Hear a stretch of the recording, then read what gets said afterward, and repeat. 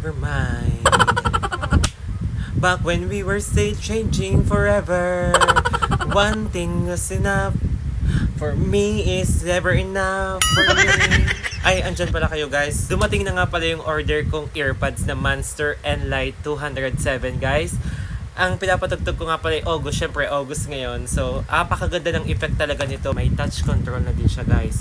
Pag pinindot nyo ito na sa kabilang gilid niya ay nagpo-pause yung music guys. At napakaganda talaga ng effect nito. Hindi katulad ng ibang headset or earbuds na matinis. Ito parang nakokontrol niya yung music guys. Talagang napakaganda. Ito yung lalagyan niya guys. May kasama na nga pala siyang Type-C charger guys. Ito. May Type-C charger na siyang kasama. Ayan. At saka hindi pa. Dahil dito lang ako nakakita ng earbuds na may kasamang multi-cleaning pen. Ito yung pen na ang dami niyang purpose guys. Panglinis siya ng earbuds na yon.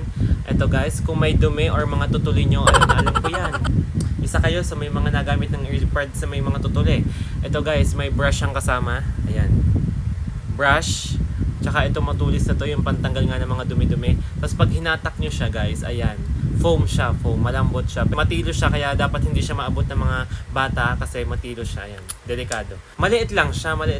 Ilalagay ko sa yellow basket kung saan ko siya na-order guys. Ito nga pala ang Monster Enlight 207. Place your order guys. Kung mahilig ka din sa music lover ka, napakaganda talaga nito lalo na pwedeng dalhin kahit saan kayo magpunta or mag-travel kayo guys.